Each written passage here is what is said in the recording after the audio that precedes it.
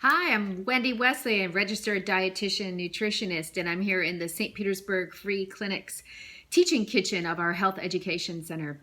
And today I'm going to make a recipe that I've actually made the last 2 nights. I'm so excited about it. It is curly kale garlic saute, and it is just 4 ingredients. It's kale, it's garlic, it's this spice rub that I found in my pantry. I didn't even know it was there. And what else is, oh, and some toasted sesame oil. But if you don't have toasted sesame oil, just use olive oil. And the other thing I'm going to talk about today is different sources of calcium that are not dairy. And one of the greatest sources of calcium that we really don't talk about a lot, and we need to talk about, is kale. Kale and spinach and collard greens and other dark green leafy vegetables are excellent sources of calcium, and we don't really talk about it too much. And I think sometimes because dairy is just kind of so everywhere with its billion-dollar marketing budget and subsidies by the USDA, that we really think of dairy as the only excellent source of calcium, and it is an excellent source of calcium, but it is not even close to the only game in town. So one serving of milk, this is 1 cup, is 1 serving of milk, gives you the same amount of calcium as 2 cups of kale. So here's 1 cup and here's 2 cups. So the exact same amount of calcium is available in this kale as in a cup of milk. So let's get this thing going. I'm going to turn this on, and it's going to make a little bit of noise because there's a fan on the inside, but it will heat up pretty quick. I'm going to add, this is toasted sesame oil.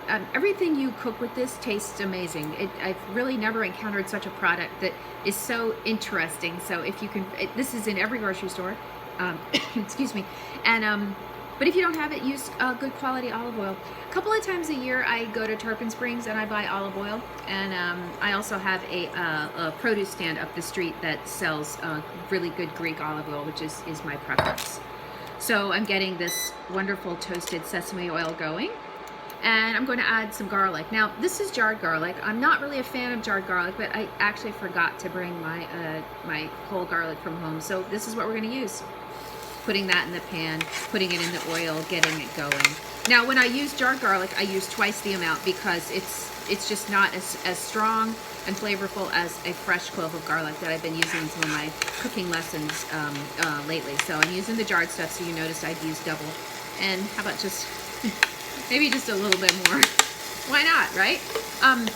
Next, in my pantry, I found this great spice blend. It's by a St. Pete company. I didn't even know it was in my pantry. It's called Serious Foodie, and it is a West African paradise rub. And I just kind of was playing around on Sunday, and I added it to the kale, and I said, wow, that's pretty amazing. The first ingredient is sugar. Second ingredient is salt, anise, lemon, pepper. There's a couple of other cool things in here, so check that out. And I will list out the ingredients found in here, so if you don't have the rub, which you probably don't, you can just get those things from your pantry. And if you have a well-stocked pantry, you should have sugar, you should have salt. You may not have anise, not the end of the world. But I do include an exhaustive list of staples. I can put the link to that at the bottom of this video, because cooking at home requires that you have all the staples. So here is 1 cup of kale in the pan, and I'm going to grab another handful, which is about a cup, and there's 2 cups. And so that looks like a lot. You can kind of see it mounding up, but there's a lot of water in this, and as it starts to cook, you'll see the steam, and this is water coming out of the vegetable as I cook. And all vegetables will do that as you cook. They will release their water in the form of steam, and they'll start to shrink down. Now, if this was spinach, this would be done very quickly, because spinach has a lot more water than kale. Kale is a pretty low moisture vegetable, and it's going to take some cooking. That's why I've got this on a low heat. I try not to scorch my garlic, and this burner is kind of new to me, so maybe I'll pop it down, because I really don't want to scorch my garlic. Nothing worse than that. So dark green leafy vegetables are also very high in vitamin K, and vitamin K is the thing that clots your blood, which is why people who are taking kind of the old school Coumadin try and stay away from dark green leafy vegetables, or they try and eat the same amount every day. It's an either or. You stay away from it altogether, or you eat a little bit every day. You can't just like one day pop up and say, you know, I'm gonna eat kale if you're taking Coumadin. But a lot of people are not on Coumadin anymore, which is really nice. They're on this new generation blood thinners, and they don't have dietary interactions, which is wonderful. Because it was always hard to counsel a heart patient who wanted to include more vegetables into the diet, but they were taking Coumadin, and those were always very challenging consultations for me.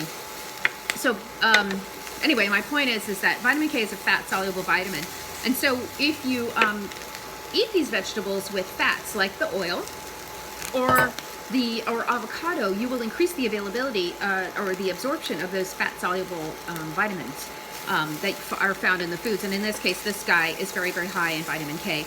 And as we discussed earlier, very, very high in calcium. The purpose of this is to just let you know that milk and dairy is not the only game in town when it comes to calcium. And I want you to look for other sources of calcium. My name is Wendy Wesley. I'm a registered dietitian and a nutritionist, and I thank you for tuning in today. I'll be back tomorrow with another lesson. Okay, thanks. Bye-bye.